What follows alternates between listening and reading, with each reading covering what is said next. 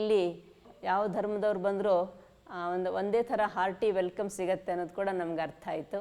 ಅದಕ್ಕೆ ಶ್ರೀರಾಮಕೃಷ್ಣ ಜೀವನದಲ್ಲಿ ನಾವು ಅದೆಲ್ಲ ನೋಡಿದ್ದೀವಿ, ಓದಿದ್ದೀವಿ. Religious harmony is not a new thing.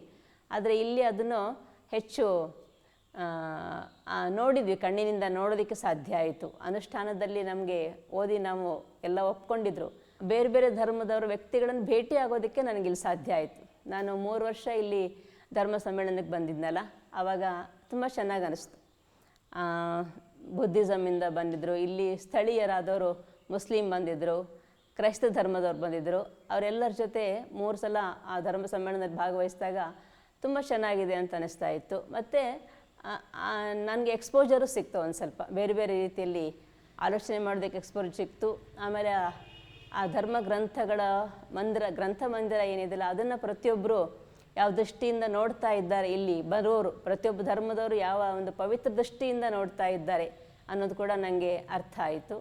ಬಹುಶಃ ನನಗನ್ನಿಸ್ತಾ ಇತ್ತು ಅದು ಲಾಂಗ್ ಲಿಂಕ್ ಇದೆ ನಮಗೆ ಮೊದಲಿಂದ ಅಂತ. ರಾಮಕೃಷ್ಣರಿಗೂ ರಾಘವೇಂದ್ರರಿಗೂ ಗುರೂಜಿಗೂ ಎಲ್ಲಿ ತೊಗೊಂಡು ಹೋದ್ರೂ ಅಲ್ಲಿಂದ ಒಂದು ಲಿಂಕ್ ಕನೆಕ್ಟ್ ಆಗ್ತಾ ಇದೆ. ಅದಕ್ಕೆ ತುಂಬ ಖುಷಿ ಆಯಿತು. ಯಾವುದೋ ಒಂದು ಹೊಸ ಜಾಗಕ್ಕೆ ಹೋಗಿದ್ದೀವಿ ಅಂತ ಅನಿಸ್ತಾ ಇಲ್ಲ. ಇಟ್ಸ್ ಆಲ್ರೆಡಿ ಎಕ್ಸಿಸ್ಟಿಂಗ್ ರಿಲಿಜನನ್ನು ವಿ ಆರ್ ಮೇಂಟೈನಿಂಗ್ ಇಟ್ ಅಂತ ಅನಿಸ್ತಾ ಇದೆ. ಹಾಗಾಗಿ ಈ ಸಲ ಇಲ್ಲಿ ನಮ್ಮದು 4ನೇ ಶಿಬಿರ ಪುಣ್ಯಸ್ಥಳದಲ್ಲಿ ಆಗ್ತಾ ಇದೆ, ನಮ್ಮ ಸನ್ಯಾಸಿನಿಯರ ಶಿಬಿರ. ಅದ್ರ ಜೊತೆಗೆ ಇವತ್ತು ಇನ್ನೂ ಒಂದು ವಿಶೇಷ ಏನಂತ ಹೇಳಿದ್ರೆ, ಸಂಜೆ ಡೆಲ್ಲಿ ಟಿಬೆಟನ್ ಹೌಸ್ ಡೈರೆಕ್ಟ್ರು ಜಶಿಲ್ಲಾ ಅಂಥೇಳಿ ಅವರು ನಮಗೆ ಆನ್ಲೈನಲ್ಲಿ ಒಂದು ಇಂಟರ್ವ್ಯೂ ಕೊಡ್ತಾ ಇದ್ದಾರೆ ನಮ್ಮೆಲ್ಲರ ಜೊತೆಗೆ. That's also blessing and opportunity for all of us. Buddha, Ramakrishna ಎಲ್ಲರೂ ಒಂದು ಗುರಿ ಕಡೆಗೆ ಹೋಗುವಂಥ ಒಂದು ದಾರಿಗೆ ಎಲ್ಲರೂ ಅವರವ್ರ ರೀತಿಯಲ್ಲಿ ಹೇಗೆ ಕಾಂಟ್ರಿಬ್ಯೂಟರ್ ಮಾಡ್ತಾ ಇದ್ದಾರೆ ಅನ್ನೋದು ಕೂಡ ನಮ್ಗೆ ಚೆನ್ನಾಗಿ ಅರ್ಥ ಆಗ್ತಾ ಇದೆ. ತಿಳ್ಕೊಳ್ಳೋದಕ್ಕೆ ಖುಷಿ ಆಗುತ್ತೆ. ನಮ್ಮ ಉಪನಿಷತ್ತಲ್ಲೇ ಆನೋ ಭದ್ರ ಕೃತವೋ ಎಂತು ವಿಶ್ವತಃ ಅಂತ ಹೇಳುತ್ತೆ.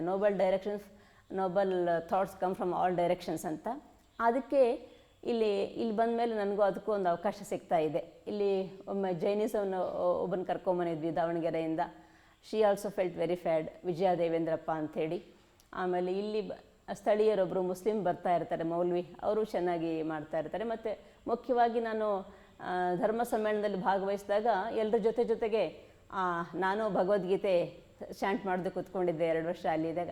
ಅದು ಚೆನ್ನಾಗಿ ಅನ್ನಿಸ್ತು. ಅಟ್ ಎ ಟೈಮ್ ಎಲ್ಲ ಒಂದೇ ಪ್ಲ್ಯಾಟ್ಫಾರ್ಮಲ್ಲಿ ಎಲ್ಲರೂ ಮಾಡ್ತಾ ಇದ್ದಾಗ ಏನೋ ಒಂದು ವಿಶೇಷವಾಗಿ ಒಂದು ಅಟ್ಮಾಸ್ಫಿಯರ್ ಕ್ರಿಯೇಟ್ ಆಗುತ್ತೆ. ಅದು through Guruji and through Sri Ramakrishna ಆಗ್ತಾಯಿದೆ. ಅದಕ್ಕೆ ಒಂಥರ ಡಿವೈನ್ ಬಾಂಡೇಜ್ ಅಂತ ಹೇಳ್ಬೋದು. ಅದನ್ನು ಪ್ರತಿಯೊಬ್ಬ ಮನುಷ್ಯನಲ್ಲೂ ದೇವರು ಇದ್ದೇ ಇದ್ದಾನೆ, ಚೈತನ್ಯ ಇದ್ದೇ ಇದೆ.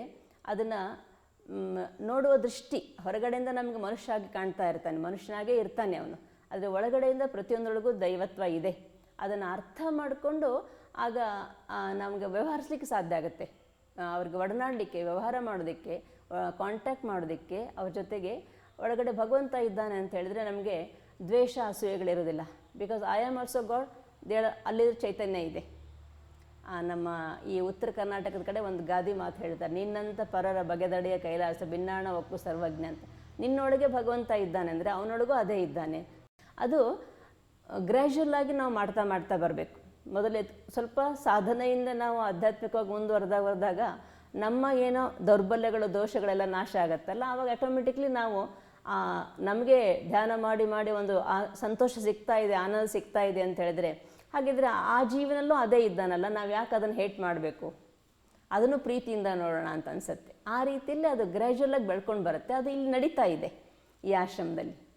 ಆ ಬೃಂದಾವನದ ಕೆಳಗೆ 100 ಕೋಟಿ ಓಂ ಶ್ರೀ ರಾಘವೇಂದ್ರ ನಮ್ಮ ಜಪ ಮಾಡಿ ಅಲ್ಲಿ ಹಾಕಿದ್ದಾರೆ ಫೌಂಡೇಶನಲ್ಲಿ ಅಂತ. ಅದ್ರದ್ದು ವೈಬ್ರೇಷನ್ ಎಷ್ಟು ಸ್ಟ್ರಾಂಗ್ ಇದೆ ಅಂತ ಹೇಳಿದರೆ, if you on intent mind, immediately ನಿಮ್ಗೆ ಅದು ವೈಬ್ರೇಷನ್ಸ್ ಫೀಲ್ ಆಗಕ್ಕೆ ಶುರುವಾಗುತ್ತೆ.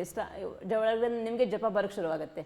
ಶ್ರೀಕಾರ ಶ್ರೀ ಪದ್ಮಯುಗ್ಮಹಸ್ತಂ ಶ್ರೀ ರಾಘವೇಂದ್ರ ಗುರೋರನುಗ್ರಹ ಪ್ರಾಪ್ತಂ